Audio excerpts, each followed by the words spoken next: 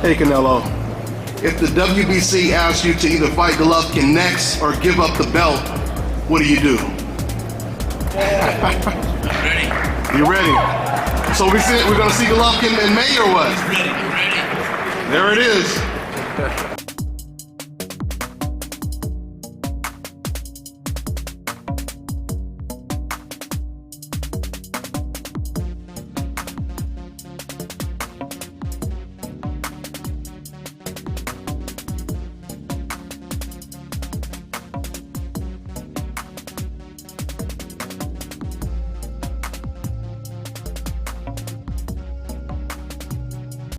DONTAE'S Boxing Nation, what's going on, guys?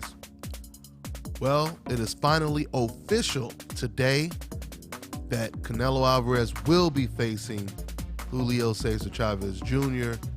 May 6th, Cinco de Mayo weekend at a catchweight of 164.5 pounds. Now, yes, this is not Canelo versus Golovkin, but I truly do believe this is still a very good sideshow. And the reason why I say it's a sideshow because it does nothing for Canelo's status in terms of elevating his pound-for-pound status. In other words, this fight wouldn't even help Canelo crack the top 10 of the pound-for-pound list. Now, don't get it twisted. I already know that some sites like The Ring, they have him rated as pound for pound, top 10, one of the best fighters in the world. But let's not forget, The Ring magazine is owned by Canelo's promoter, Oscar De La Hoya. And there are other biased websites that would put Canelo in the top 10. But there is nothing that Canelo has done to where he deserves to be in the top 10. His biggest two wins were very controversial, and that is over Austin Trout and Edis Landilara. Now, even though trainers and fans have said that the Trout fight could have been a draw, I don't really have a big problem with the Trout decision. I personally believe that performance put Canelo in the top 15 pound for pound. So Canelo is working his way up there. And of course, I give Canelo a good shot of actually beating Gennady Golovkin. So if he were to obviously beat Gennady Golovkin, in my opinion, he would shoot all the way up to the top 5 possibly. Now let me just say this. When Jermall Charlo, when he dominated, and he truly dominated Austin Trout with no controversy, I still didn't put Jermall Charlo in the top 10 just off of that performance alone. So getting back to Canelo versus Chavez, the reason why I see this as a very entertaining sideshow is we are used to seeing Canelo Alvarez as the much bigger man in the ring. We've seen it against Floyd Mayweather, Canelo versus Amir Khan. But now for the first time, Canelo is going to truly be the smaller man going up against the bigger man. But even when I say that, I could be wrong, because for all we know, maybe Canelo can naturally rehydrate to the same weight that Julio Cesar Chavez Jr. can. I don't know, but it's a possibility. But still, on paper, it looks like Canelo Alvarez is the smaller guy going into this fight.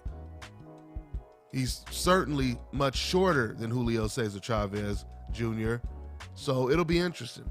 It'll be interesting to see, if he can really walk through, or if Julio Cesar Chavez, I should say, if Chavez can walk through Canelo's punches because he's smaller. Because one thing I will say is, when Julio Cesar Chavez fought Sergio Martinez, even though Martinez was beating the shit out of Chavez, Chavez was walking through all of those punches because Chavez was far more bigger than Sergio Martinez was the night of the fight. It'll be interesting to see if Chavez can walk through Canelo's punches the same way. Now, I truly believe that Canelo Alvarez is not comfortable with pressure. I believe that if you put him on the ropes and you let your hands go, he's either going to tie you up or he's going to be uncomfortable. He did this in the James Kirkland fight. When James Kirkland just threw him on the ropes and let his hands go, Canelo was a little uncomfortable in that first round, and he was forced to tie up as opposed to going back and forth, and he didn't do that. So overall, this is a fight that I look forward to watching. This should be a very exciting, entertaining fight.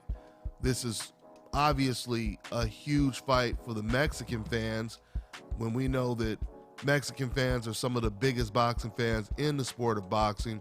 So this fight should do really good numbers, and we just may get to see Canelo versus Golovkin in September following this fight. I think there's a very good chance that it can happen, because if Canelo were to move up to 165 and fight someone who's probably going to weigh about 180 to 200 pounds the night of the fight, if Canelo is willing to fight this guy and still not willing to fight Golovkin after this, Canelo is going to make himself look even worse.